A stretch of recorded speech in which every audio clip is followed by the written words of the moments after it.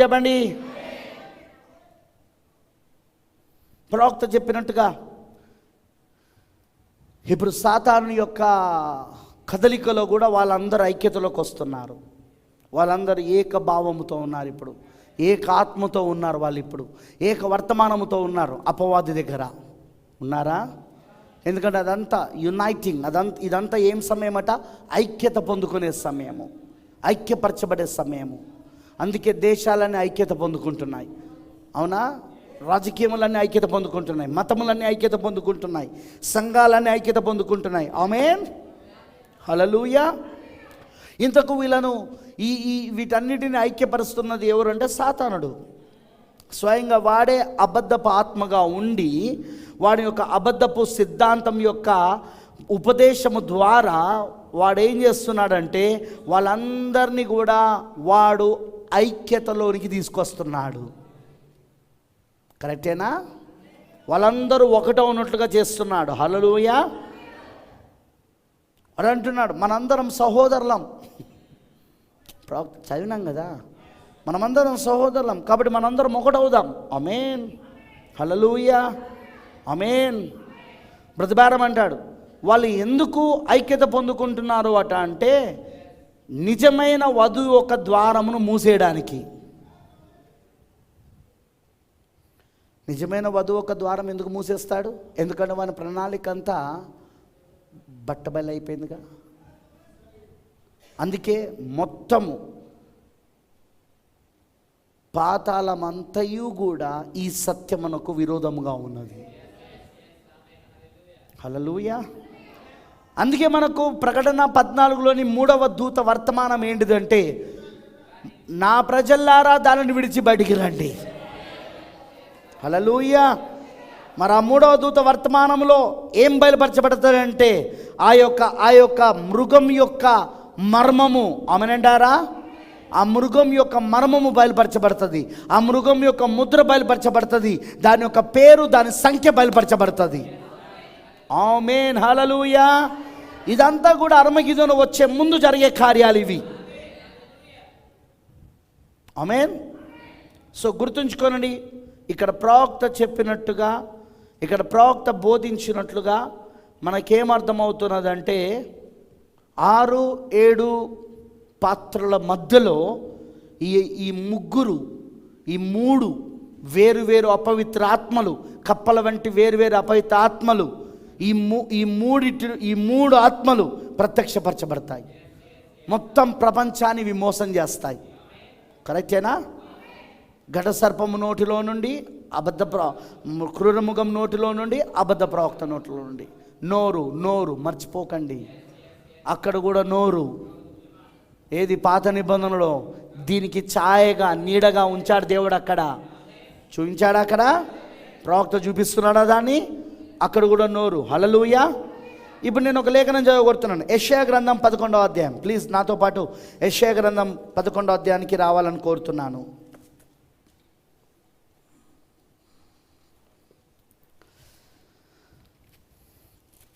I want to read it. దీన్ని నేను చదవగొడుతున్నాను 1వ వచనం నుండి.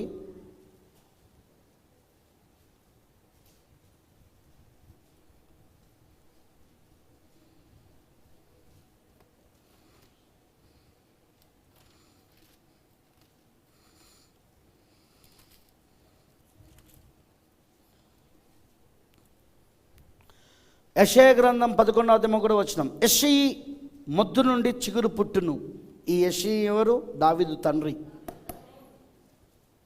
వాని వేరుల నుండి అంకురము ఎదిగి ఫలించును. యెహోవా ఆత్మ, బాగా వినండి, యెహోవా ఆత్మ జ్ఞాన వివేకములకు ఆధారమగు ఆత్మ. నీకు యెహోవా ఆత్మ, దేవుని ఆత్మ ఉంటే నీకేముంటుందో తెలుసా? జ్ఞాన వివేకములు ఉంటుంది. ఉంటుందా? నేను నా తప్పు చదువుతున్నానా? జ్ఞాన వివేకములకు ఆధారమగు ఆత్మ, ఆలోచన బలములకు ఆధారమగు ఆత్మ, తెలివిని యెహోవా ఎడల భయభక్తులు పుట్టించు ఆత్మ అతని మీద నిలుచును. మళ్ళీ చదువుతాను. యెహోవా ఆత్మ జ్ఞాన వివేకములకు ఆధారమగు ఆత్మ, ఆలోచన బలములకు ఆధారమగు ఆత్మ, తెలివిని యెహోవా ఎడల భయభక్తులు పుట్టించు ఆత్మ అతని మీద నిలుచును. ఒక పరిశుద్ధ ఆత్మతో నింపబడిన వాడికి ఇవన్నీ ఉంటాయి. ఓకేనా? యెహోవా భయము అతనికి ఇంపైన సువాసనగా ఉండును. కంటి చూపును బట్టి అతడు తీర్పు తీర్చడు, తాను వినుదానిని బట్టి విమర్శ చేయుడు. నీతిని బట్టి బీదలకు తీర్పు తీర్చును. భూనివాసులలో దీనులైన వారికి యథార్థముగా విమర్శ చేయు. తన వాగ్దాన దండము చేత లోకమును కొట్టును. తన పెదవుల ఊపిరి చేత దుష్టులను చంపును. అర్థమైన వాళ్ళందరూ రామ చెప్పండి. యాక్చువల్గా ఇంగ్లీష్లో దుష్టులు అనే మాట లేదు. ఇంగ్లీష్లో వికెడ్, దుష్టుడు అనే మాట ఉంది. వికెట్స్ కాదు, వికెడ్, దుష్టుడు. దుష్టుడు ఇది ఎవరు కూర్చిన ప్రవచనమో మన అందరికి తెలుసు. ఇది యేసుక్రీస్తుని కూర్చిన ప్రవచనం. ఇది యెషయి మొద్దు నుండి చిగురు పుట్టును. రైట్? దావీదు గురించి మాట్లాడతలేడు ఆయన. దావీదు న్యాచురల్గా ప్రకృతి పరంగా యేసుక్రీస్తుకు ఛాయగా నీడగా పుట్టిన కుమారుడు. కానీ యెషయి మొద్దు నుండి పుట్టిన నిజమైన కుమారుడు ఎవరు అంటే ప్రభువైన యేసుక్రీస్తు. ఎవరి గురించి మాట్లాడుతున్నాడు? యేసుక్రీస్తుని గురించి.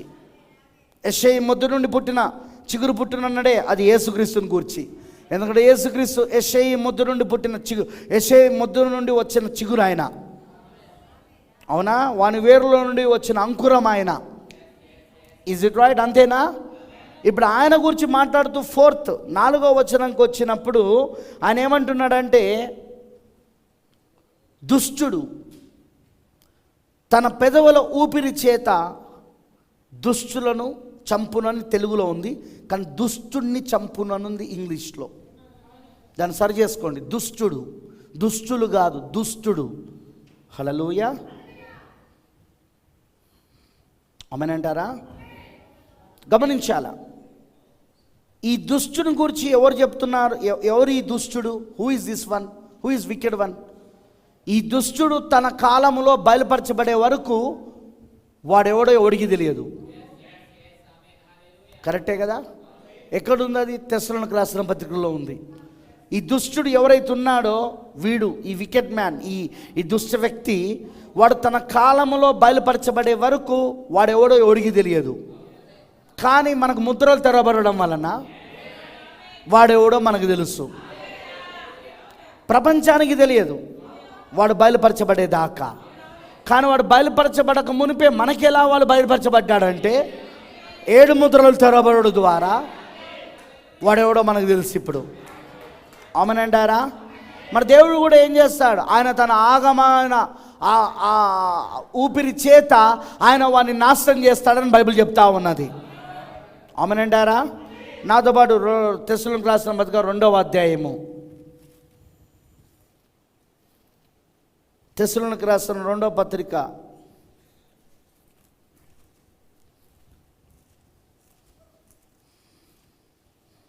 2వ అధ్యాయము, నాతో పాటు చూడండి. 3వ వచనం నుండి.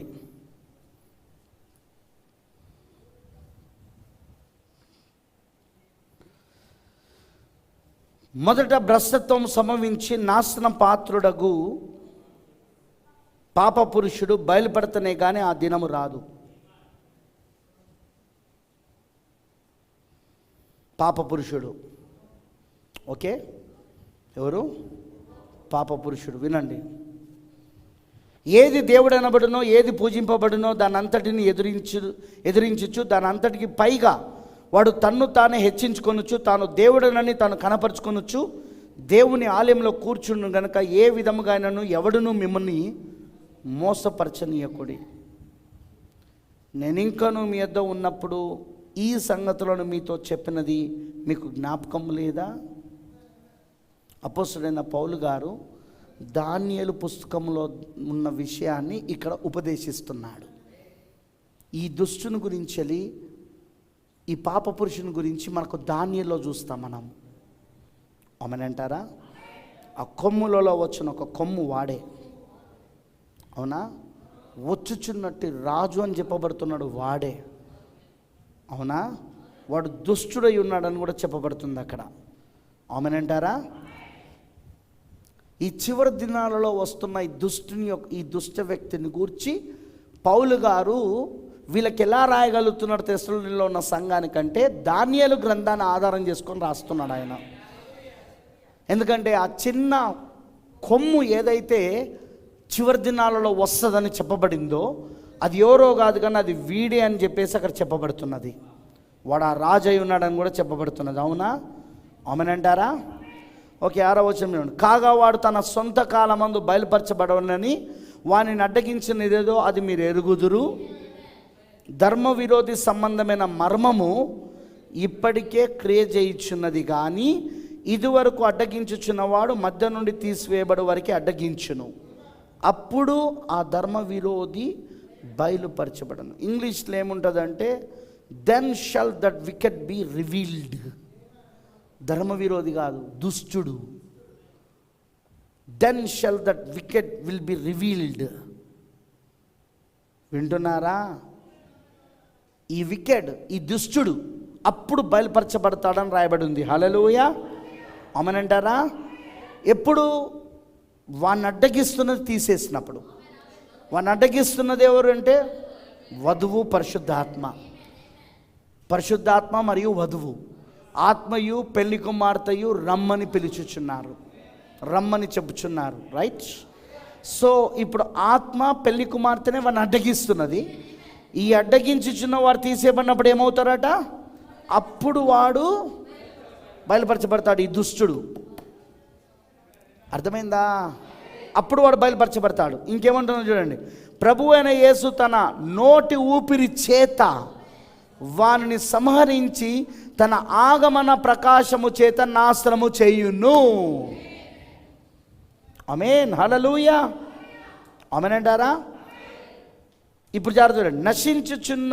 నశించుచున్న వారు తాము రక్షించబడుటకే సత్య విషయమైన ప్రేమను అవలంబింపకపోయిరు గనక వాని రాక అబద్ధ విషయమైన సమస్త బలముతోనూ నానా విధములైన సూచక్రియలతోనూ మాత్కార్యములతోనూ దుర్నీతిని పుట్టించు సమస్త మోసముతోనూ నశించుచున్న వారిలో సాతాను కనపరచు బలమును అనుసరించి ఉండును. ఇందుచేత సత్యమును నమ్మక దుర్నీతి యందు అభిలాష గల వారందరూ, వీళ్ళు సత్యాన్ని నమ్మరు, వీళ్ళు వాక్యాన్ని నమ్మరు, వీళ్ళు వాక్యము నుండి తొలగిపోతారు. వింటున్నారా? వీళ్ళు సత్యమును నమ్మక దుర్నీతి యందు అభిలాష గల వారందరూ శిక్షా విధి పొందుటకై అబద్ధమును నమ్మునట్లు మోసము చేయు శక్తిని దేవుడు వారికి పంపుచున్నాడు. ఆమేనంటారా? హల్లెలూయా, దేవుడికి మహిమ కలుగును గాక. అర్థమైన వాళ్ళందరూ ఆమె చెప్పండి. ఆమేన్. సో ఇక్కడ మనం గమనించాల్సిన విషయం ఏంటంటే వాక్యము చెప్పినట్లుగా ఈ మోసం చేయు శక్తి, ఆ 3 అపవిత్ర ఆత్మలు, కప్పలు వంటి 3 అపవిత్ర ఆత్మలు, ఘటసర్పము నోటిలో నుండి, క్రూరముఖము నోటిలో నుండి, అబద్ధ ప్రవక్తల నోటిలో నుండి వస్తున్న ఆ 3 అపవిత్ర ఆత్మలు మొత్తం అందరినీ మోసపరుస్తున్నది. వీడెవడైతే వస్తున్నాడో ఆ దుష్టుడు, వింటున్నారా? ఆ దుష్టుడు ఎవడైతే ఇప్పుడు చివరి దినాల్లో రావాలనో వాడు తన సొంత కాలం ముందు బయలుపరచబడాలా. ఎందుకంటే వాడిని ఒకటి అడ్డగిస్తున్నది. ఎవరు అడ్డగిస్తున్నది? వధువు మరియు పరిశుద్ధాత్మ. వీళ్ళు వెళ్ళిపోయిన తర్వాత వాడు బయలుపరచబడతాడు. అర్థమైందా? నేను ఇప్పుడు ఏం చూపించడానికి ప్రయత్నిస్తున్నానంటే మొత్తం ప్రపంచంలో ఉన్న రాజులందరినీ వాడు మోసం చేస్తున్నాడు మనకు కనబడతా ఉన్నది. వాడు అర్మగిద్దోను యుద్ధమునకు తీసుకెళ్ళిపోతున్నాడు, వాడు ఆ ప్రపంచ యుద్ధానికి తీసుకెళ్తున్నాడు. సో ఇప్పుడు కేవలం వానిపై ఉన్న ఆత్మ ఇప్పుడు ప్రజలందరిపైన కూడా ఉంటా ఉన్నది ఇప్పుడు. ఎందుకంటే సత్యమును నమ్మని వాళ్ళందరికీ ఆ నశించుచున్న వారిలో కనబరిచే సాతాను శక్తి వారిలో కనబడబోతుందని. కరెక్టేనా? ఆ ఆత్మ చేత వాళ్ళు మోసపరచబడతారని చెప్పబడుతున్నది. అర్థమైన వాళ్ళందరూ ఆమేన్ చెప్పండి. హల్లెలూయా. అందుకే ఇక్కడ మనం ఒక విషయాన్ని గమనించాల్సిన ఉన్నది. ఇది ఆమేన్ అంటారా? ఆయన వారి నోటి నుండి వాళ్ళు అబద్ధమాడి ఎలా మొత్తమును నాశనం చేస్తున్నాడో, ఎలా వాళ్ళందరినీ కూడా నాశనానికి తీసుకెళ్తున్నాడో, ఎలా వాళ్ళందరినీ కూడా మోసపరిచి తీసుకెళ్తున్నాడో, దేవుడు కూడా తన నోటిలో నుండి వస్తున్న ఊపిరి చేత, ఆయన ఆగమన ప్రకాశము చేత, వింటున్నారా? ఆయన తన నోటి ఊపిరి చేత, ప్రభువైన యేసు తన నోటి ఊపిరి చేత వానిని గమనించారా మీరు? దుష్టులందరూ వానిని, దుష్టుడు, వింటున్నారా? యెషయా 11వ అధ్యాయము 4వ వచనం. ఆయన నోటి ఊపిరి చేత ఆ దుష్టుణ్ణి సంహరిస్తాడు. అదే ప్రవచనం ఇక్కడ కూడా, కరెక్టేనా? 2 తెస్సలోనిక 2వ అధ్యాయంలో అదే ప్రవచనం ఇక్కడ కూడా. ఆయన ఏం చేస్తాడట? తన నోటి ఊపిరి చేత వానిని తన ఆగమన ప్రకాశము చేత నాశనం చేస్తాడు. Praise the Lord. వాళ్ళు ఎలా అబద్ధములు ఆడి మొత్తము తీసుకెళ్తారో చూడండి. ఎందుకంటే వాడు అబద్ధమునకు జనకుడు, వాడు తండ్రి. అపవాదెవరు? అబద్ధమునకు జనకుడు, తండ్రి. వాడు తండ్రేనా కాదా? నాకు వినపడతలేదు. నాకు అబద్ధమునకు తండ్రేనా కాదా వాడు? సో అబద్ధము వానిలో నుండి పుట్టింది. వాళ్ళు అబద్ధమాడు ఆత్మ చేత అభిషేకించబడి ఉన్నారు. బ్రదర్, ఇదంతటికి కారణం ఏంటిది బ్రదర్ అంటే వాక్యం నుండి తొలగిపోయారు. వాళ్ళకి సత్యము పైన, వాళ్ళ సత్యమునకు లోబడడం వాళ్ళకి ఇష్టం లేదు వాళ్ళకు. అదేగా ఇక్కడ రాసిండు, ఎవరైతే సత్యమునకు లోబడరో, సత్యమును నమ్మక దుర్నీతి యందు అభిలాష గల వారందరూ ఉంటారో వాళ్ళందరూ శిక్షావిధి పొందుటకే అబద్ధమును నమ్మునట్లు. గమనించారా మీరు? అక్కడ కూడా అబద్ధమాడు ఆత్మ అబద్ధమును నమ్మునట్లు చేసింది, యుద్ధానికి తీసుకెళ్ళింది. ఎవరిని? అహాబును, యోషబాతుని. ఇక్కడ కూడా అబద్ధమును నమ్మునట్లుగా భూరాజులందరినీ కూడా అబద్ధమును నమ్మునట్లుగా చేసి ఏం చేయబోతున్నది ఇప్పుడు? ఇటు మతమును రాజకీయమును మొత్తము కూడా అక్కడికి తీసుకెళ్ళబోతున్నది, అర్మగిదోనికి. దేవుడికి మహిమ కలుగును గాక. 13వ వచనం. ప్రభు వలన ప్రేమించబడిన సహోదరులారా, ఆత్మ మిమ్మల్ని పరిశుద్ధపరచుట వలన మీరు సత్యమును నమ్ముట వలనను రక్షణ పొందుటకు దేవుడు ఆది నుండి మిమ్మల్ని ఏర్పరచుకున్నాను గనుక మేము మిమ్మల్ని బట్టి ఎల్లప్పుడూ దేవునికి కృతజ్ఞతాస్తుతులు చెల్లింపబద్దులమై ఉన్నాము.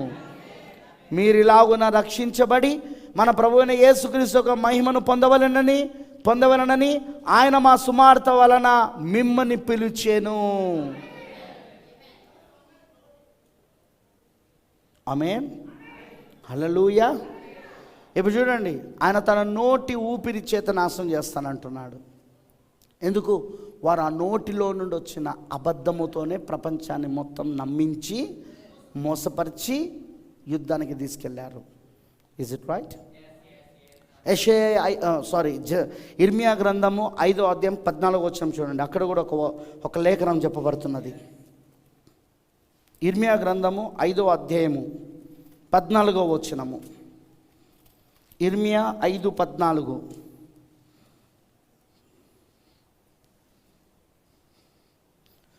కావున సైన్యములకు అధిపతకు దేవుడగు యెహోవా ఇలాగు సెలవిచ్చుచున్నాడు, వారి మాటలు పలికినందున నా వాక్యములు వారిని కాల్చునట్లు నీ నోట వాటిని అగ్నిగాను ఈ జనమును కట్టెలుగాను నేను చేసేదను.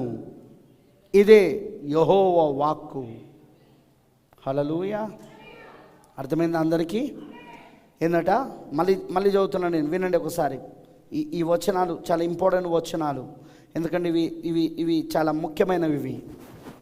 కావున సైన్యములకు అధిపతియు దేవుడునగు యెహోవా సెలవిచ్చుచున్నాడు, వారి మాటలు పలికినందున నా వాక్యములు వారిని కాల్చునట్లు నీ నోట వాటిని అగ్నిగాను ఈ జనమును కట్టెలుగాను నేను చేసేదను. ఇదే యెహోవా వాక్కు. హల్లెలూయా. గమనిస్తున్నారా? ఇప్పుడు ఈ అబద్ధ ప్రవక్తల యొక్క నోటిలో నుండి వస్తున్న అబద్ధము మనము ప్రకటన గ్రంథము 11వ అధ్యాయం 3 నుండి 6 వచనాల్లో చూసాము. హల్లెలూయా. సో అబద్ధ ప్రవక్త నోట్ల నుండి వస్తున్న వచనాలు అవి. అబద్ధ ప్రవక్తల నుండి వస్తున్న వచనాలు మనము ప్రకటన గ్రంథము 16వ అధ్యాయంలో 13వ వచనమును చూసాం. ఆమేన్. ఇప్పుడు చూడండి, ఇక్కడనో ఆయన అంటున్నాడు, నేను నీ నోట నా యొక్క అగ్ని వంటి మాటలు పెడతానంటున్నాడు ఆయన. ఆమేన్ అంటారా? నీ నోట వాటిని, నా వాక్యములను వారిని కార్చునట్లు నీ నోట వాటిని అగ్నిగాను ఈ జనమును కట్టెలుగాను నేను చేసేదని అంటున్నాడు. మీరు గమనిస్తే ప్రకటన 11వ అధ్యాయం 3 నుండి 6 వచనాలలో ఇద్దరు ప్రవక్తల ఒక పరిచర్య కనబడతా ఉన్నది. ఒకసారి చూద్దామా దాన్ని కూడా. ఇవన్నీ నేను ఎందుకు చెప్తున్నానంటే, అదిగో వాళ్ళు వచ్చి చేయబోయే కార్యాలు అన్నమాట. ఇవన్నీ ఇప్పుడు జరిగే కార్యాలు, ఇవన్నీ కూడా అర్మగిదోను ముందు జరగాల్సిన కార్యం, అర్మగిదోనులో జరగాల్సిన కార్యాలు. హల్లెలూయా. సో అర్మగిదోను ముందు జరుగుతున్నవి, అర్మగిదోనులో జరుగుతున్నవి. ఇప్పుడు చూడండి, అర్మగిదోనుకు ముందు జరుగుతున్న విషయాలలో మనం ఏం చూస్తున్నామంటే, ఇప్పుడు 11వ అధ్యాయంలో ఇద్దరు ప్రవక్తలు వస్తున్నారా? 3వ వచనం 11వ అధ్యాయం ప్రకటన గ్రంథము. నేను నా ఇద్దరు సాక్షులకు అధికారం ఇచ్చేదను, వారు గోనబెట్ట ధరించుకొని 1260 దినములు ప్రవచింతురు. ఎన్ని వందలు? 1260 దినములు. నెలకు 30 రోజులు తీసుకుంటే 33.5 సంవత్సరాలు. అదే దానియేలు గ్రంథములోని చివరి అర్ధవారం. ఓకేనా? వీరు భూలోకమునకు ప్రభువైన వాని ఎదుట నిలిచిచున్న 2 ఒలీవ చెట్లను దీపస్తంభములై ఉన్నారు.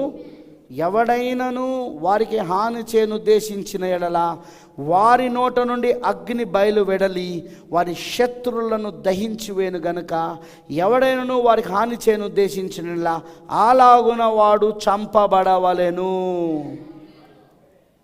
అర్థమైన వాళ్ళందరూ ఆమె చెప్పండి. హల్లెలూయా. ఏందట? ఎవడైనను వారికి హాని చేయను ఉద్దేశిస్తే వాళ్ళు ఏ విధంగా చంపబడతారట? వినబడతలేదు నాకు. వారి నోటి నుండి వచ్చిన అగ్ని. దేవుడు ఇప్పుడు మనం ముఖ్యంగా మాట్లాడుతున్న పాయింట్ నోరు. ఆమేనంటారా? సో వారి నోట్లో నుండి వస్తున్నది ఏమిటి? అగ్ని. ఆమేనంటారా? హల్లెలూయా. దేవునికి మహిమ కలుగును గాక. ఈ అగ్ని ఏంటో మనం చూడాలి. ఈ అగ్ని ఏంటిదో మనం చూడాలి. అందుకే జాగ్రత్తగా దేవుని యొక్క వాక్యమును మీరు చూడాలని నేను కోరుచున్నాను. ఎందుకంటే ఇది చాలా ఇంపార్టెంట్ విషయాలు. అందుకోసమే నేను మీకు చూపించడానికి ప్రయత్నిస్తున్నాను. బ్రదర్ బైనామ్ ఏమంటున్నాడంటే,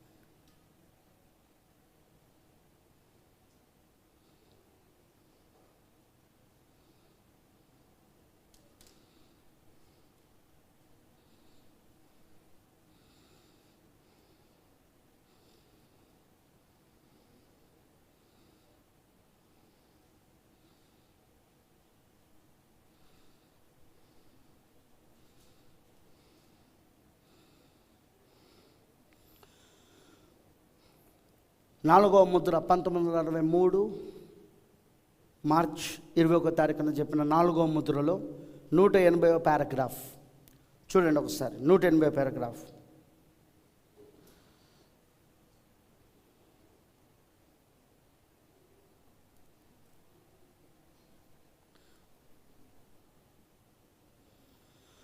వాడు కూడా ఖడ్గము ద్వారా, అనగా వాక్యం అనే ఖడ్గము ద్వారా చంపబడునని మనం కనుగొని ఉన్నాం. వాడి గల 2 నుంచి గల ఖడ్గమైన దేవుని వాక్యం వాడిని చంపును, పడద్రోయును.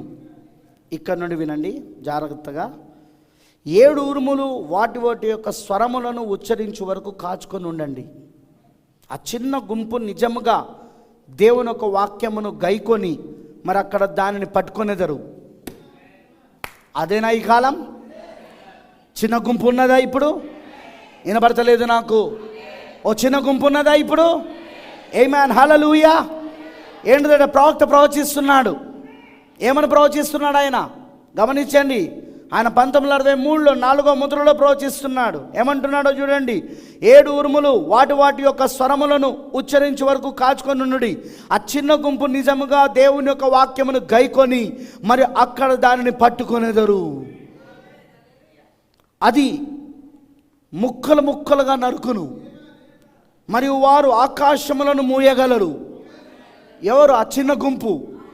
7 ఉరుముల యొక్క ప్రత్యక్షతను పొందుకున్నవారు. వారు ఆకాశమును మూయగలరు. వారు దీనిని మూయగలరు, లేక దానిని చేసేదరు. వారు కోరుకున్నదంతయును చేసేదరు. మహిమ 2 అంచులు గల ఖడ్గము కనను వాడి అయిన ఆయన నోటి నుండి బయటికి వచ్చు వాక్యము ద్వారా వాడు చంపబడును. వారు కోరిన ఎడల 100 బిలియన్ల టన్నుల ఈగలను రప్పించగలరు.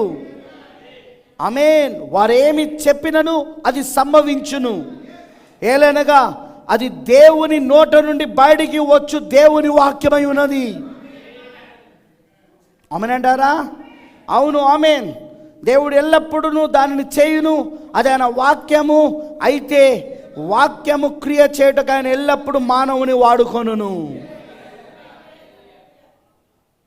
బ్రతుబానం ఏమంటున్నాడో మీకు అర్థమవుతుందా? ఈ గుంపును గురించి మాట్లాడుతున్నాడు. వీళ్ళ నోటిలో నుండి ఏమొస్తుందో చెప్తున్నాడా?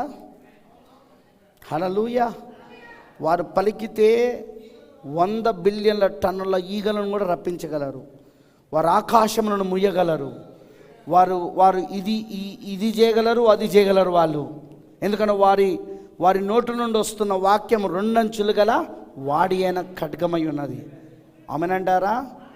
హల్లెలూయా. సో కాబట్టి ఆ చిన్న గుంపు ఎవరైతే ఆ 7 ఉరుముల యొక్క స్వరమును పట్టుకున్నారో ఇప్పుడు వారి నోరు దేవుని యొక్క నోరై ఉన్నది. హల్లెలూయా. అర్థమైన విధంగా రామ చెప్పండి. ఇప్పుడు వాళ్ళ నోరు ఏమేమంటే దేవుని నోరు. ఆమేన్. వాళ్ళు అవసరమైతే ఆకాశములను కూడా మూయగలరు. వాళ్ళు అవసరమైతే వాళ్ళు 200 బిలియన్ల టన్నుల ఈగలను రప్పించగలరు వాళ్ళు. అర్థమైన వాళ్ళందరూ ఆమె చెప్పండి. ఆమేన్. అలానే 6వ ముద్రలో కూడా ప్రవక్త అంటున్నాడు. ఆ 2 ప్రవక్తల గురించి మాట్లాడుతూ, మోషే ఎలీయాల గురించి మాట్లాడుతూ, వారిని ఎవరైనా హాని చేయని ఉద్దేశిస్తే వారి నోటిలో నుండి అగ్ని బయలు వెళ్ళి వాళ్ళని నాశనం చేస్తుంది. వాక్యము బయటికి వెళ్ళి వాళ్ళని నాశనం చేస్తున్నది. హల్లెలూయా. దేవుడికి మహిమ కలుగును గాక. ఆమేనంటారా? అలానే ప్రకటన 19లో క్రీస్తు వస్తున్నప్పుడు, 19లో వస్తున్నాడు ఆయన. వస్తున్నాడా? 19వ అధ్యాయంలో ఆయన వస్తున్నప్పుడు ఆయన నోటిలో నుండి వాడి అయినా 2 అంచులు గల ఖడ్గము బయలు వెళ్ళనుంది బైబిల్లో. హల్లెలూయా. దేవునికి మహిమ కలుగును గాక. కాబట్టి ఇప్పుడు మనం గమనించాల్సిన విషయం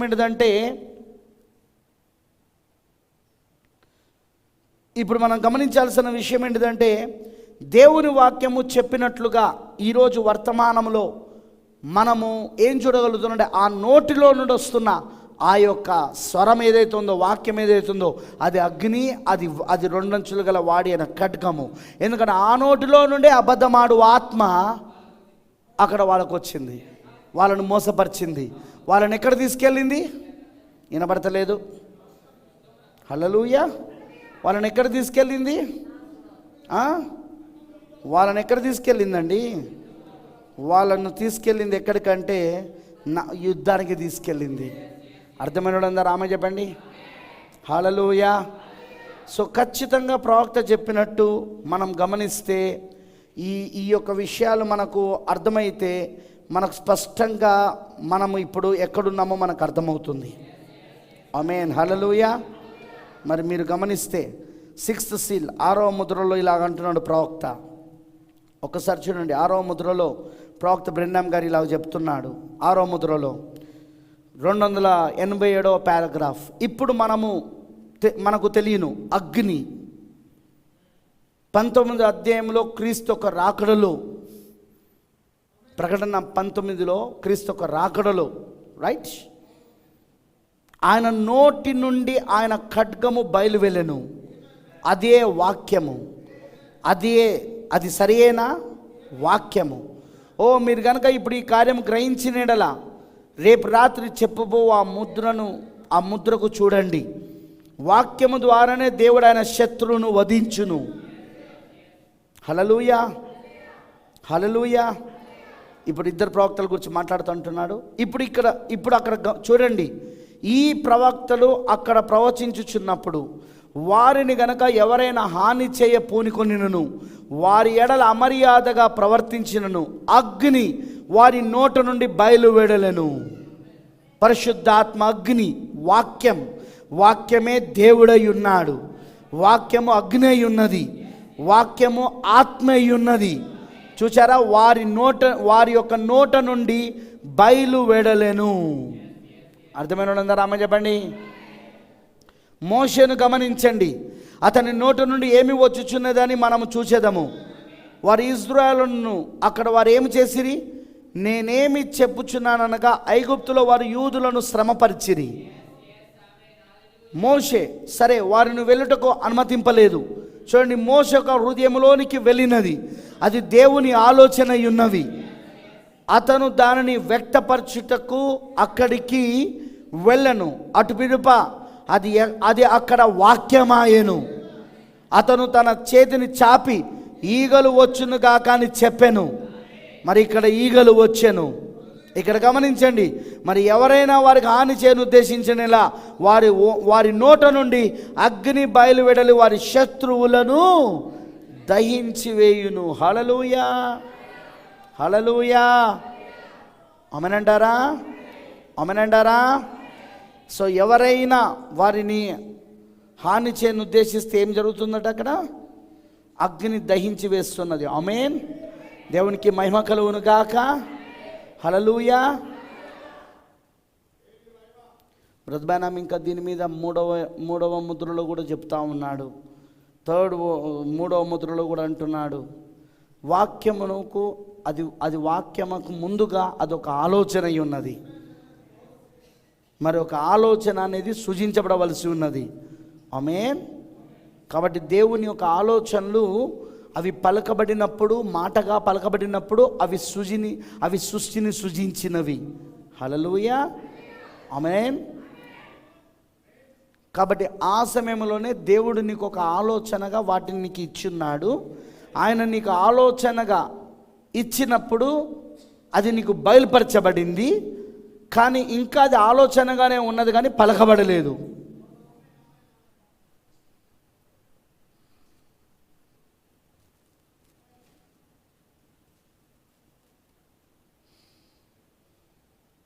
ప్రవక్త అంటున్నాడు, ఆ కారణాన్ని బట్టి మోషే ఆ అగ్ని స్తంభము యొద్దకు వెళ్ళి ప్రార్థించినప్పుడు ఆయన చెప్పాడు, వెళ్ళి నీ యొక్క కర్రను తూర్పు వైపు చాపి, వింటున్నారా, ఆ యొక్క ఈగలను రమ్మని పిలువు.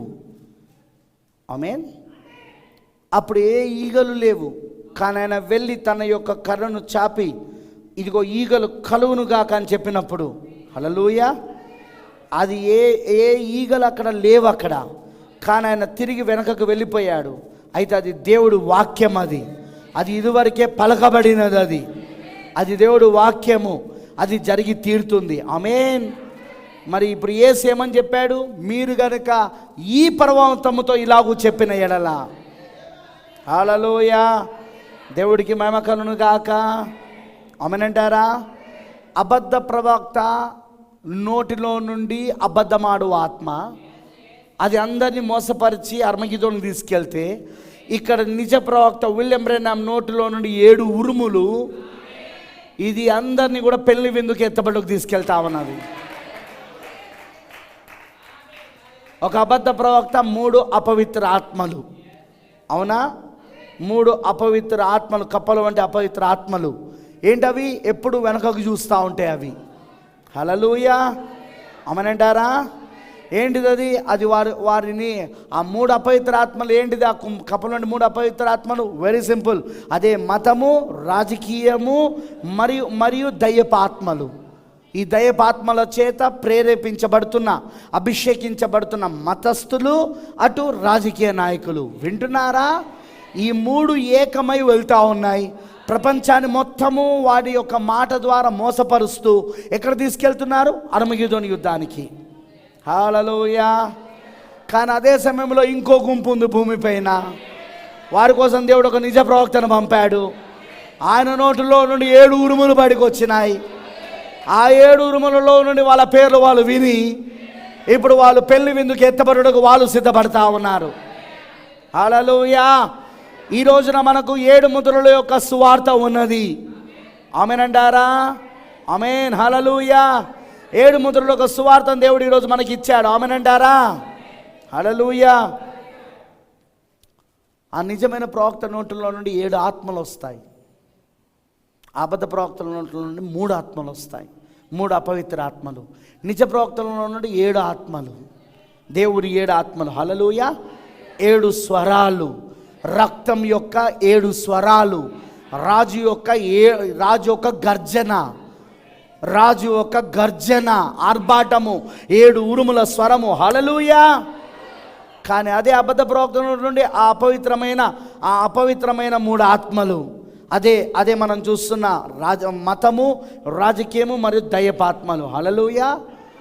ఒకటో మనల్ని పెళ్లి విందుకు తీసుకెళ్తాంది ముందుకి, ఇంకొకటో వాళ్ళను మళ్ళా తిరిగి రోముకు తీసుకెళ్తా ఉంది. వాళ్ళు తిరిగి ఎక్కడికి వెళ్తా ఉన్నారు? ఇప్పుడు వాళ్ళు తిరిగి రోమ్కి వెళ్తా ఉన్నారు. హల్లెలూయా. ఒకటో మనని తిరిగి ఏదోను తోటకు తీసుకెళ్తా ఉన్నది. ఆమేన్. మనం ఎక్కడి నుండి వచ్చాము అక్కడికి. అదే 3వ ముద్రలోని 3వ మడత. ఇంకొకటో వాళ్ళను రోముకు నాశనానికి తీసుకెళ్తా ఉన్నది, అర్మగెద్దోను యుద్ధానికి. హల్లెలూయా. అర్థమైన వాళ్ళందరూ ఆమేన్ చెప్పండి.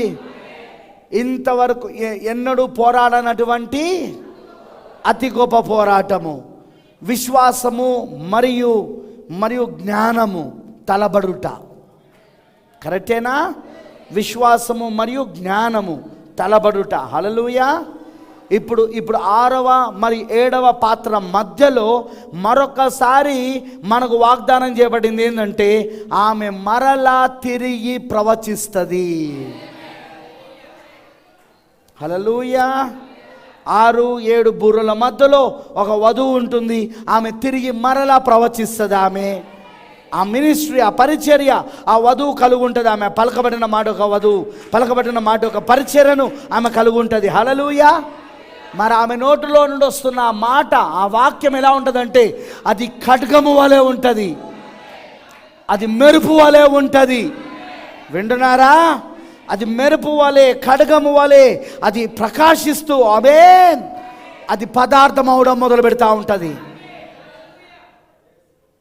ఆమేన్. అర్థమైన వాళ్ళందరూ ఆమె చెప్పండి. ఒక నిజమైన వధువు ఈరోజు అది కలుగున్నది ఇప్పుడు ఆమె. మరి లేఖనం చెప్పినట్లుగా ఇదిగో నేను దొంగ వలె వస్తున్నాను అన్నాడు ఆయన. యోహాను సువార్త 10వ అధ్యాయం 10వ వచనం. నాతో పాటు ఒకసారి చూడండి. యోహాను సువార్త 10వ అధ్యాయం 10వ వచనం. ఈ సబ్జెక్ట్ ఈరోజు కంప్లీట్ చేయాలా?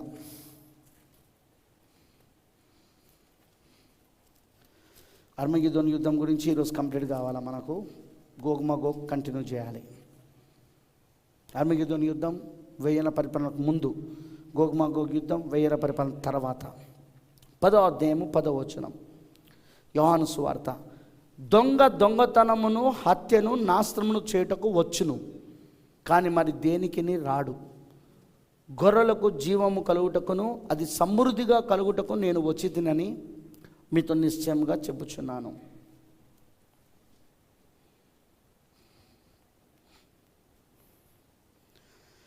మనం గమనిస్తే ప్రేమైన దేవుని పిల్లలారా, ఆయన మొట్టమొదటిసారిగా వచ్చినప్పుడు ఆదికాండంలో చూస్తే ఆయన దొంగ వలె రాలేదు. ఆయన కరెక్టేనా? ఆయన వస్తున్నప్పుడు ఆ ఏదోను తోటలో ఆయన వస్తున్నాడు అనే ప్రకటన జరిగేది. ఆమేన్. కరెక్టేనా? కానీ ఆయన రెండవసారి వచ్చినప్పుడు ఏ మనుషునికి కూడా ఆ దినము కానీ ఆ గడియ కానీ తెలియదన్నాడు ఆయన. ఆమేన్. ఎందుకంటే ఆయన రాత్రి వేళ దొంగ వచ్చినట్లు వస్తానన్నాడు. హల్లెలూయా. ఆమేన్ అంటారా? కాబట్టి ఇప్పుడు మనం గమనిస్తే ఆ ఐక్యపరచు సమయంలో ఇప్పుడు వధువుతో ఆయన ఐక్యత పొందుకుంటున్న కాలం ఇది. హల్లెలూయా.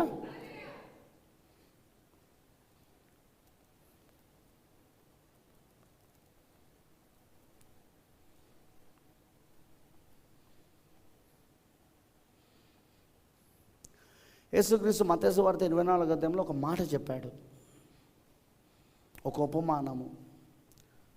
ఆ ఇంటి యజమానికి గనక దొంగ వచ్చు సమయం గనక తెలిసి ఉంటే అతను జాగ్రత్త పడతాడు, అతనిలోని మంచి వస్తువులను దొంగతనము చేయనివ్వడు. ఇక్కడ యేసు ఉద్దేశం ఏంటిది? అసలు నేను దొంగ వలె వస్తానని చెప్పేసి. ఎందుకంటే దొంగ దేనికోసం వస్తాడు?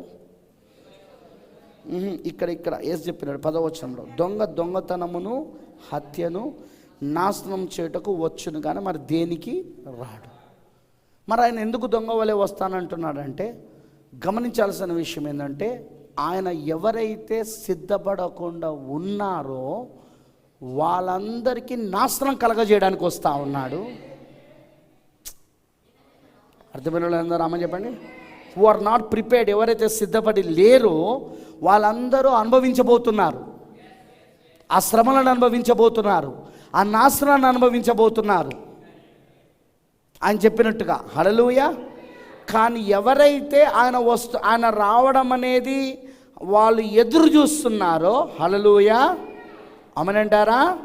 ఎవరైతే ఆయన రావడం అనేది వాళ్ళు ఎదురు చూస్తున్నారో, హల్లెలూయా, ఖచ్చితంగా అతను ఎందుకోసం వచ్చాడో వాళ్ళు సిద్ధపడి ఉంటారు. వాళ్ళు దేనికోసం ఆయన వచ్చాడనే దానికి వాళ్ళు సిద్ధపడి ఉంటారు. వాళ్ళు అర్థమైన వాళ్ళందరూ ఆమె చెప్పండి.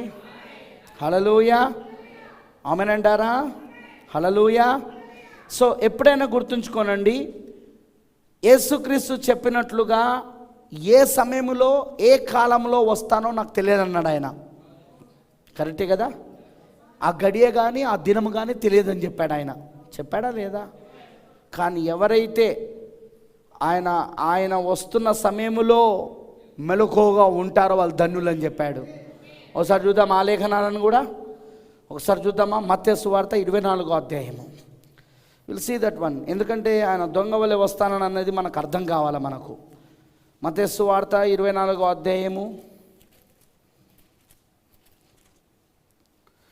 42వ వచనం నుండి చూడండి ఒకసారి.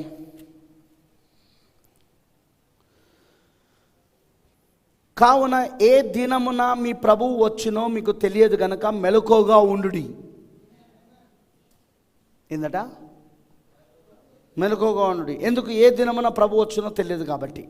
ఇప్పుడు చూడండి, ఏ జామున దొంగ వచ్చునో ఇంటి యజమానునికి తెలిసి ఉండిన ఎడల అతడు మెలకువగా ఉండి తన ఇంటికి కన్నము వేయనీయడని మీరు ఎరుగుదురు. మీరు అనుకోని గడియలో మనిషి కుమారుడు వచ్చును గనుకనే మీరు సిద్ధముగా ఉండుడి. ఓ దేవుడికి మహిమ కలుగును గాక. హల్లెలూయా.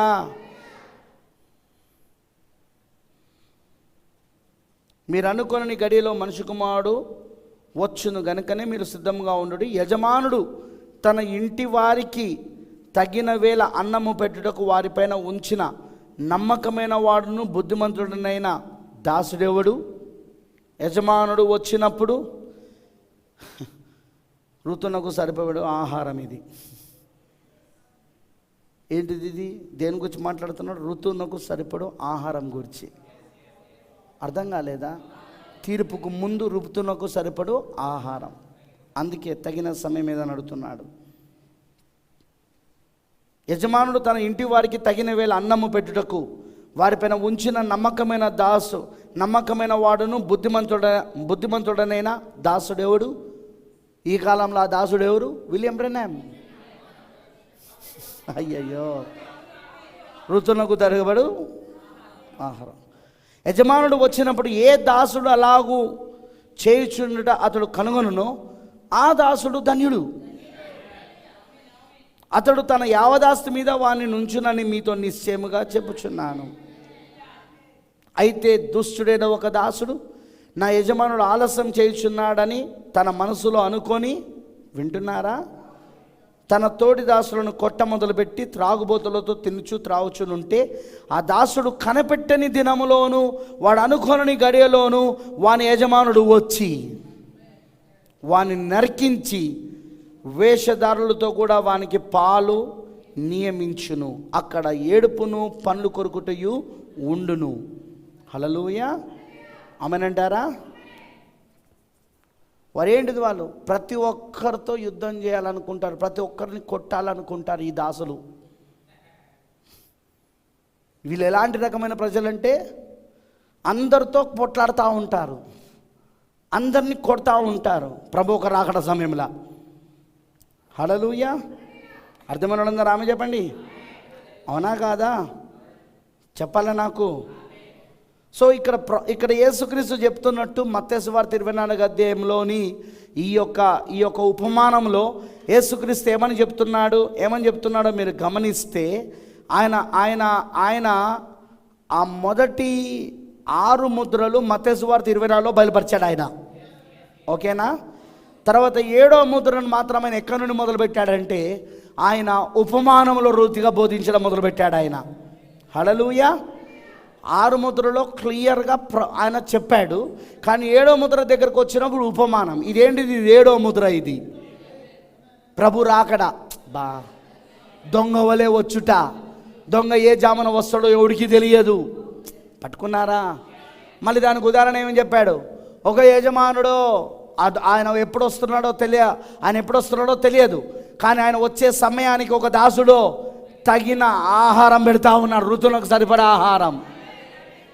పట్టుకున్నారా మీరు?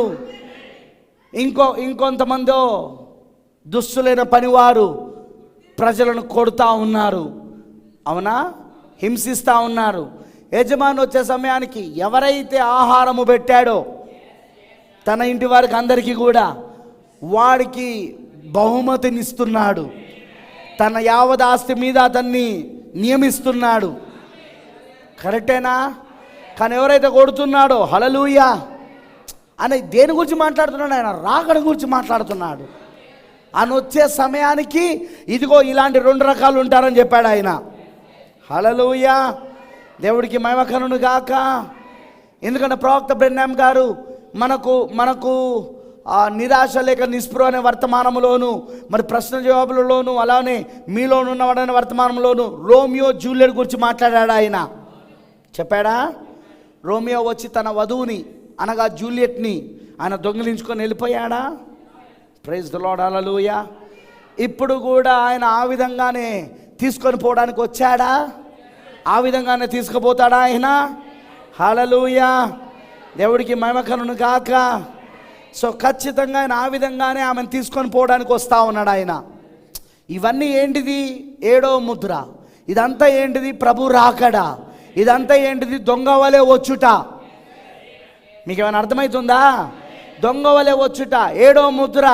ప్రభు ఒక రాకడను కూర్చున్న ఉపమానాలు ఇవన్నీ. ఎందుకంటే 6-7 పాత్రల మధ్యలో ఆయన నేను దొంగ వలె వస్తానని అన్నాడా లేదా? ఆయన ప్రపంచమంతా ఒకవైపు అర్మగిదోన్ చోటుకు వెళ్తూ ఉంటే, అర్మగిదోన్ యుద్ధానికి వెళ్తూ ఉంటే, పొగు చేయబడుతూ ఉంటే భూరాజులందరూ కూడా, అవునా? ఇంకోవైపు ఆయన దొంగ వలె వచ్చాడు ఆయన ఇప్పుడు. మరి దొంగ ఎందుకు వస్తాడో యేసు చెప్పాడు. మరి దొంగ ఏ జామున వస్తాడో తెలియదు కాబట్టి ఇంటి యజమాని ఏం చేస్తాడు? తను నిద్రపోతాడు.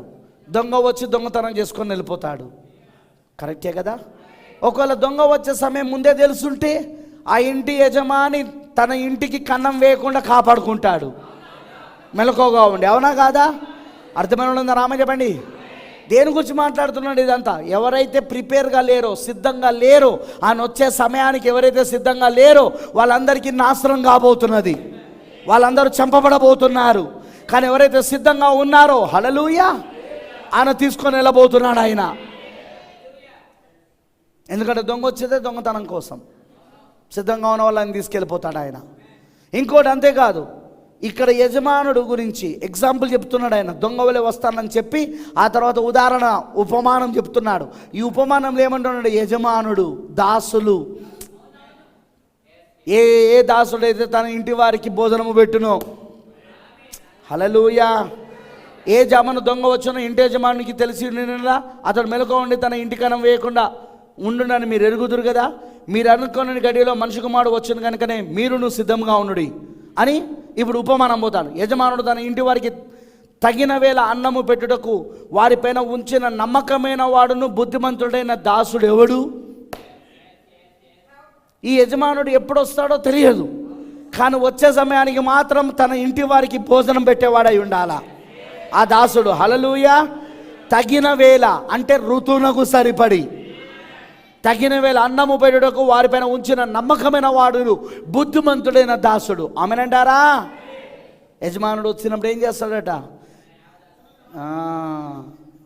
అతను ఆ దాసుని కనుగొని, ఏది ఋతువునకు సరిపడి ఆహారం ఇచ్చిన ఆ దాసుని కనుగొని, హల్లెలూయా, ఆ యజమాను కనుగొని నా దాసుడు ధన్యుడిగా, ఎందుకంటే తన యావదాసు మీద అతను ఉంచునని మీతో నిశ్చయంగా చెప్తున్నాను. కానీ ఇంకోడు దుష్టుడైన దాసుడు, వాడే పోపు. వాడు ఏం చేస్తున్నాడు? కొడుతున్నాడు. తన యజమాని రావడం ఆలస్యమై చూసి వాడు మనసులో అనుకొని తన తోడి దాసులను కొడుతున్నాడు. వాడు తన తోటి దాసులను కొట్టడం మొదలుపెట్టాడు. త్రాగుబోతులతో తినుచు త్రాగుచునుంటే ఆ దాసుడు కనిపెట్టని దినములోను వాడు అనుకోని గడియలోను వాడి యజమానుడు వచ్చి, ఆయన రాకడం గురించి ఎంత స్పష్టంగా మనకు చెప్పబడుతున్నదండి. ఇక్కడ ఒక దాసుడు విలియం బ్రెనామ్ నిజ ప్రవక్త, ఇంకో దాసుడు అబద్ధ ప్రవక్త పోప్. కరెక్టేనా? ప్రకటన 10లో ఆయన రాకడ, ఆయన అనుకోని గడియ. హల్లెలూయా. సో ఇవన్నీ కూడా మనకు బైబిల్లో స్పష్టంగా మనకు కనబడతా ఉన్నది. హల్లెలూయా. సో అందుకోసమే మనం ఇంకోటి కూడా చూస్తాం. ప్రకటన గ్రంథంలో యెజబేలును 2వ అధ్యాయంలో, ప్రకటన 2వ అధ్యాయంలో యెజబేలును దాని కుమార్తెలను మంచం పట్టిస్తానని, దానిని చంపుతానని, వింటున్నారా? దాని కుమార్తెలను కూడా మరణముతో చంపుతానని, మంచం పట్టిస్తానని దేవుడు చెప్తున్నాడా లేదా? హల్లెలూయా. ఎందుకంటే అది ఏం చేసిందట? యెజబేలు తన యొక్క పిల్లలను అది శోధించింది. అది అవునా కాదా? ఆ పాపము చేయనట్లుగా, అంటే వ్యభిచరించినట్లుగా అది ఏం చేసిందంటే తన సేవకులను వ్యభిచరించినట్లుగా అది అది అది అది అది ప్రేరేపించింది. అది హల్లెలూయా. అంతేకాదు, విగ్రహాలకు అర్పించిన దాన్ని తినున్నట్లుగా ప్రేరేపించింది అది. అందుకే దేవుడు ఏం చేశాడంటే దానిని చివరి తెగులు ఏంటిదంటే మరణం. ఎంతమంది తెలుసు? చివరి తెగులు ఏంటిది? మరణం. మరణము చేత దాన్ని మంచం పట్టేబోతున్నాడు ఆయన. హల్లెలూయా. దేవుడికి మహిమ కలుగును గాక. హల్లెలూయా. సో అందుకోసమే బైబిల్ చెప్తున్నట్లుగా, లేఖనము చెప్తున్నట్లుగా దేవుడు దానిని పూర్తిగా నాశనం చేసే సమయము దగ్గరకు వచ్చింది. దేవునికి మహిమ కలుగును గాక. హల్లెలూయా. సాతానుడు కట్టిన ఏదోనంతా నాశనం కాబోతున్నది. ఎక్కడ? అర్మగెద్దోను యుద్ధంలో, 3వ ప్రపంచ యుద్ధంలో వాడు కట్టిన సైన్స్, సివిలైజేషన్, ఆ సైన్స్, విజ్ఞాన శాస్త్రము, నాగరికత, సంస్కృతి, ఇవన్నీ కూడా వాని వలన వచ్చినవి ఏవైతే ఉన్నాయో అవన్నీ కూడా దేవుడు మొత్తము ఆయన అగ్ని చేత నాశనం చేయబోతున్నాడు. ఆయన మొత్తము వాటిని నాశనం చేయబోతున్నాడు. హల్లెలూయా. ఎందుకంటే కయ్యోను కుమారులు ఈ సాతాను ఏదోను కట్టారు. వాళ్ళు తెలుసు కదా మీ అందరికీ. కయ్యోను కుమారులే, కయ్యోను సంతానమే ఈ సాతాను ఏదోను కట్టింది.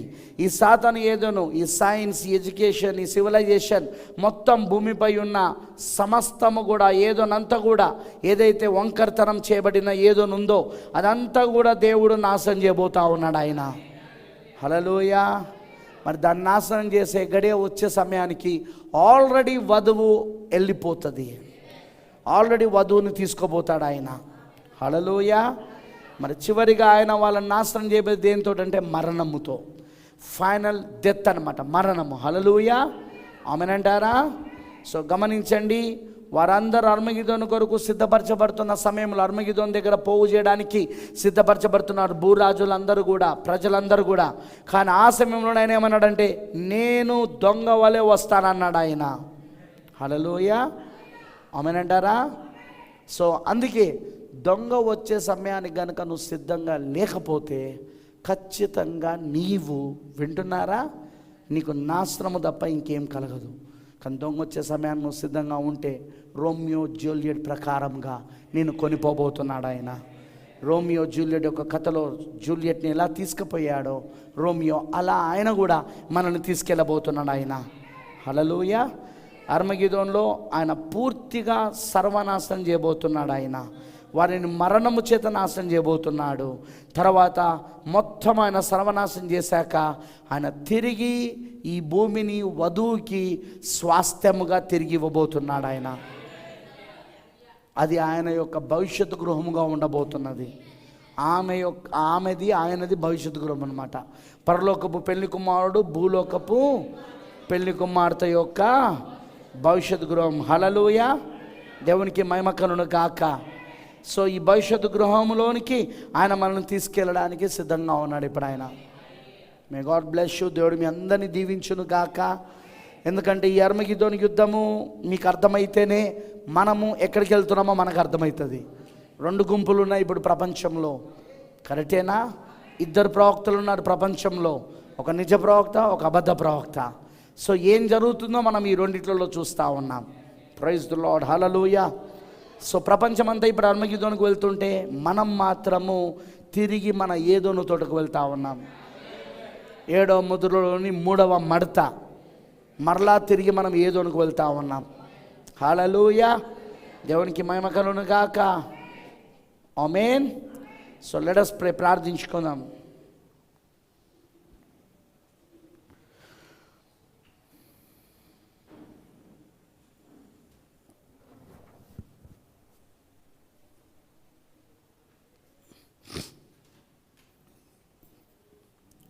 మనం ప్రార్థించుకుందాం.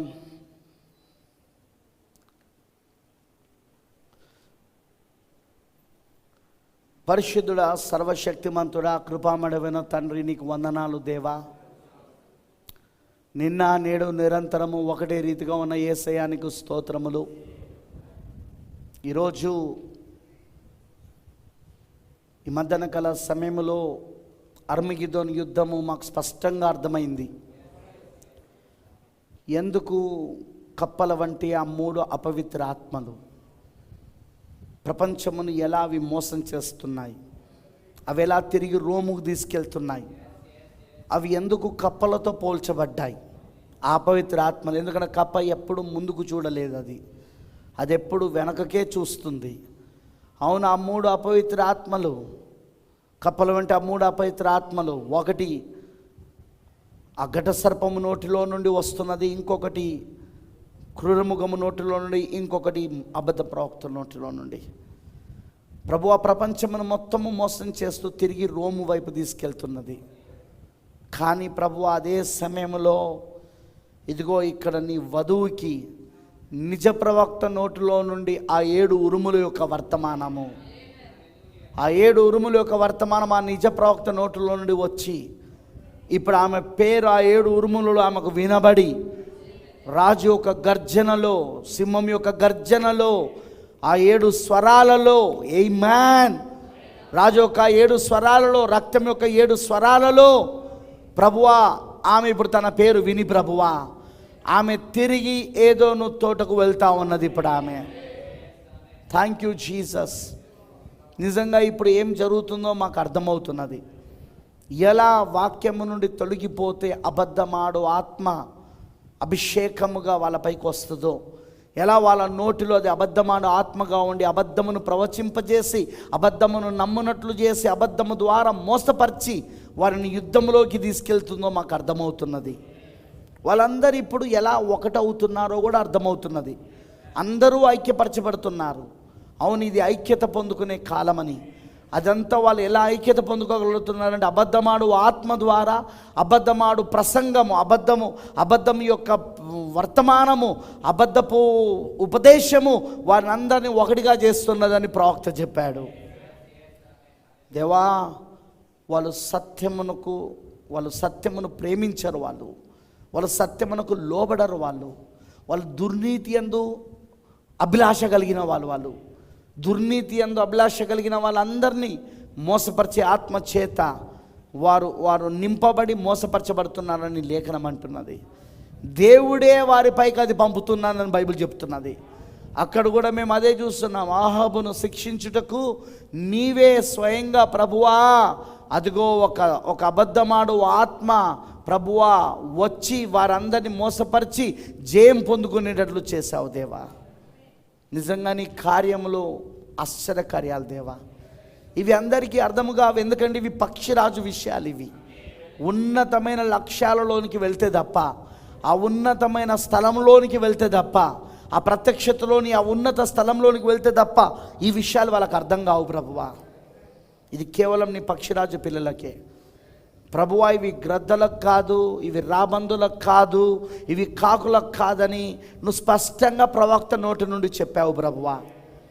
ఒకవేళ వాళ్ళు అనుకోని రీతిగా ఈ పక్షిరాజును వెంబడించినను, వారు ఆ పక్షిరాజు చేరిన చోటుకు వారు వచ్చినప్పుడు ఇదిగో వారి కనులు మొత్తం ఊడి కింద పడిపోతాయని, వారు గురుడివారిగా మారిపోతారని, వారి ఈకలు రాలిపోతాయని, వాళ్ళు విచ్ఛిన్నమైపోయి పగిలిపోతారని, ఆ గాలిపీడను వాళ్ళు తట్టుకోలేరని లేఖనం అంటున్నది ప్రభువా.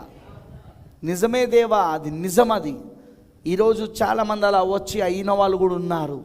కానీ దేవానికి స్తోత్రం, పక్షిరాజును ముందుగానే నిర్ణయించిన పక్షి అయి ఉన్నది అది. నువ్వు దాని రూపమును ఆ విధంగా తయారు చేశావు, నువ్వు దాని యొక్క శరీర నిర్మాణమును ఆ విధంగా తయారు చేశావు నువ్వు. అందుకే అది ఎంత ఎత్తులోనికి వెళ్తే అంత దూరంలోనికి చూడగలదని, అంత స్పష్టంగా దానికి కనబడుతుందని ప్రభువా నీ ప్రవక్త చెప్పాడు దేవా. అది ఎంత ఎత్తులోనికి వెళ్తే అంత దూరమునకు స్పష్టంగా చూడగలదన్నాడు ఆయన. కానీ మిగతా పక్షులు ఏవైనా దాన్ని వెంబడించి వెళ్తే కనుక అక్కడికి వెళ్ళిన వెంటనే అవి గ్రుడ్డివి అయిపోతాయి అన్నాడు ఆయన. నిజమే దేవా, చాలామంది పరిస్థితులు అదే కనబడుతున్నది. కానీ నీకు వందనాలు దేవా, ఎందుకంటే నువ్వు మమ్మల్ని పక్షిరాజులుగా పెట్టినందుకు. మేము ప్రభువా ఎంత పైకి ఎగిరితే అంత దూరమును మేము చూడగలుగుతా ఉన్నాం. ఆ వాతావరణంలోనికి మేము వెళ్ళినప్పుడు, ఆ ప్రత్యక్షత అనే వాతావరణంలోనికి, ఆ ఉన్నతమైన లక్ష్యం అనే వాతావరణంలోనికి మేము వెళ్ళినప్పుడు వీఆర్ ఎంజాయింగ్ ఇట్. మేము దాంట్లో ఆనందిస్తూ ఉన్నాం, అక్కడ ఆ ప్రత్యక్షతలలో ఆనందిస్తూ ఉన్నాము. ఎందుకంటే ఆ పక్షిరాజు పిల్లలుగా మేము ఉన్నందుకు దేవా నిజంగా మేము ఎంతో సంతోషిస్తూ ఉన్నాం దేవా. నీకు వందనాలు యేసయ్యా. 7 ముద్రలు తెరిచినందుకు స్తోత్రములు, ఈ మర్మములని బయలుపరిచినందుకు వందనాలు. ఎందుకంటే ఇవన్నీ 7 ముద్రల క్రింద ఉన్నాయి ప్రభువా. ఇప్పుడు అబద్ధమాడు ఆత్మ, నిజమైన ఆత్మ సంఘశాఖ వాడు తెలుసుకోలేడు, ఎందుకంటే వానికి 7 ముద్రలు తెరవబడలేదు.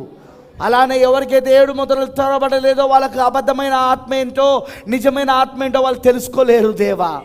వాక్యం యొక్క గ్రహింపు వాళ్ళకు రాదు ప్రభువా. అలానే నేను చెప్పలేదు, నీ ప్రవక్త ద్వారా నువ్వు చెప్పావు తండ్రి, నీ ప్రవక్త ద్వారా నువ్వు సెలవిచ్చావు దేవా. అందుకే వాళ్ళు నువ్వు అబద్ధపు ఆత్మతో ఉన్నావని చెప్పిన మిఖాయా చెప్పిన సిద్కియా ఒప్పుకోలేదు, అతని దగ్గర ఉన్న ప్రవక్తలు ఒప్పుకోలేదు. వాళ్ళందరూ ఒకే స్వరముతో, ఐక్యమత్యముతో, ఏకత్వముతో వాళ్ళు ఒకే దాన్ని ప్రవచిస్తున్నారు. వాళ్ళు అంత ఐక్యత, అంత ఏకత్వము వాళ్ళు రావడానికి కారణము వారి నోటిలో ఉన్న అబద్ధమాడు ఆత్మ. ఆ అభిషేకమే వాళ్ళని అలా చేసింది దేవా. ఈరోజు కూడా అలానే ఉన్నది తండ్రి పరిస్థితి. నేటి దినములు కూడా అలానే ఉన్నాయని ప్రవక్త అంటున్నాడు. నెవిల్ సహోదరుడా, నేటి కాలములు కూడా అలానే ఉన్నాయి అన్నాడు ఆయన. నిజమే దేవా, ఇప్పుడు అదే చూస్తా ఉన్నాం మేము ఈ చివరి దినాల్లో. అబద్ధము నమ్మే వాళ్ళందరూ ఏకమైపోతున్నారు. అవును ప్రభు, ఆ 7 ముద్రలు అక్కర్లేదు, 7 ముద్రలు బోధించాల్సిన అవసరం లేదు అని చెప్పుకుంటున్న వాళ్ళు, ఇలాంటి మర్మములు వినవద్దు అని చెప్తున్న వారందరూ ఏకమవుతున్నారు. ఇప్పుడు మర్మములు మనకు అక్కర్లేదని చెప్పేవాళ్ళు, మర్మరాలు మనకు అక్కర్లేదని చెప్పేవారు. ఓ దేవా, మేము చూడగలుగుతున్నాం ఆ డేగాత్మ ఎట్లా పనిచేస్తుందో. మేము చూడగలుగుతున్నాము ఈ వర్తమానం ఫ్రేమ్లోనే డేగాత్మ, రాబందాత్మ, కాకి ఆత్మ ఎలా పనిచేస్తుందో మాకు అర్థమవుతా ఉన్నది. ఇప్పుడు ఎందుకు ఇలా జరుగుతుందని ప్రశ్న ప్రవక్త అడిగినప్పుడు, ప్రవక్తలో ఉన్న పరిశుద్ధాత్మ ఇలాగ అంటున్నాడు, సాధ్యమైతే ఏర్పరచబడిన వారిని సైతం మోసగించడానికి అని. ఆ 2 ఆత్మలు అంత దగ్గరగా పనిచేస్తాయి అన్నాడు. ఇప్పుడు మెసేజ్ ఫ్రేమ్లో కూడా 2 ఆత్మలు అంత దగ్గరగా పనిచేస్తూ ఉన్నాయి. సాధ్యమైతే ఏర్పరచమన్న వారిని సైతము మోసగించుటకు వాళ్ళు ప్రయత్నిస్తూ ఉంటారు వాళ్ళు. కానీ దేవా, నీ వధువును నువ్వు ఏర్పరచుకొని ఉన్నావు, నీ పెళ్లి కుమార్తెను ముందుగా నిర్ణయించుకొని ఉన్నావు. అందుకే అది అసాధ్యమని ప్రవక్త చెప్పాడు. ఈ వధువు మోసపోదు, ఈ వధువు పడిపోదు, ఈ వధువు ఓడిపోదు అని చెప్పాడు ఆయన. ఈమె ఓడిపోని వధువు, జయించు వధువు అయి ఉన్నది ఈమె. ఈమె మోసపోని వధువు అయి ఉన్నది ఈమె. ఈమె ఓడిపోదు ఈమె అని చెప్పాడు ఆయన. పడిపోదని చెప్పాడు ఆయన. ఎంతగా సాధ్యమైతే ఏర్పరచమన్న వారిని సైతం మోసగించుటకు ఆ దురాత్మ ఎంత ప్రయత్నించినను వాళ్ళను మోసం చేయలేరని మాకు అర్థమైంది దేవా. అందుకే ప్రభువా, జయించు వధువుగాను మమ్మల్ని ఉంచినందుకు స్తోత్రం. మోసపోని వధువుగా మమ్మల్ని ఉంచినందుకు వందనాలు. పడిపోని వధువుగా మమ్మల్ని పెట్టినందుకు స్తోత్రాలు. ఇదంతా నీ కృప ఉన్నది తండ్రి, ఇదంతా నీ దయ ఉన్నది దేవా. వచ్చిన నీ పిల్లలందరినీ అందుకే దీవించు. తప్పకుండా ప్రభువా, వారిని నీవే ఏర్పరచుకున్నావు, ఎన్నుకున్నావు, ముందు నిర్ణయించావు కాబట్టి పక్షిరాజు పిల్లలుగా వాళ్ళు ఎంత పైకి ఎత్తుకు ఎగురాలో అంత పైకి ఎగురుదురు గాక. ఆ వాతావరణంలోనికి వాళ్ళు వెళ్దురు గాక. ఆ పరలోకపు వాతావరణంలోనికి వాళ్ళు ప్రవేశించుదురు కాక. ఆ పరలోకపు స్థలంలోనికి వాళ్ళు ప్రవేశించుదురు కాక. అక్కడ క్రీస్తు యేసుతో సహవాసము చేదురు గాక. ఆ ప్రత్యక్షతలలో వాళ్ళు ఆనందించుదురు గాక. ఆ ప్రత్యక్షతలలో వాళ్ళు ఆనందిస్తూ, ఆరాధిస్తూ, సంతోషిస్తూ, ఆనందిస్తూ ప్రభువా వాళ్ళ ముందుకు వెళ్ళే భాగ్యము దయచేయి. కానీ డేగ కానీ, లేక రాబందువు కానీ, లేక కాకి కానీ ఎన్నడూ అక్కడికి రాలేదు. వచ్చినను అది ఉండలేదు. అక్కడికి వచ్చిన వెంటనే అది గుడ్డి దానిగా మారిపోతుంది అన్నాడు. ఏమీ చూడలేదు. అది ఏమిటో, అది ఎక్కడి దాకా వచ్చినదో, అది ఏ స్థలంలో ఉన్నదో అది గుర్తించలేడని ప్రవక్త చెప్పాడు. అక్కడికి వచ్చిన వెంటనే దాని ఈకలు రాలిపోతే అన్నాడు. అది విచ్ఛిన్నమవడం మొదలు పెడుతుంది అన్నాడు. అది పేలిపోతుంది అన్నాడు ఆయన. నిజమే దేవా, అదే పరిస్థితి మాకు కనబడతా ఉన్నది. చాలామంది పరిస్థితి అదే ప్రభువా. కానీ మేము నీ వధువుగా ఉన్నందుకు వందనాలు. మేము అక్కడికి వచ్చిన తర్వాత ఇంకా స్పష్టంగా మాకు కనబడతా ఉన్నది. దూరముగా ఉన్నవి స్పష్టంగా మేము చూడగలుగుతున్నాం. Thank you Jesus. అక్కడికి వచ్చినాక మేము ఆనందిస్తున్నాం, సంతోషిస్తున్నాం. ఎందుకంటే పక్షిరాజులుగా నువ్వు మమ్మల్ని నిర్మించావు దేవా. ఆ విధంగా నువ్వు మమ్మల్ని నిర్మించావు యేసయ్యా. వందనాలు తండ్రి. వచ్చిన నీ పిల్లలందరినీ దీవించు, ప్రతి ఒక్కరిని ఆస్వాదించు. నీ కృప అందరికీ దయచేయమని యేసుక్రీస్తు నామములో ప్రార్థిస్తున్నాము. ఆమేన్. God bless you.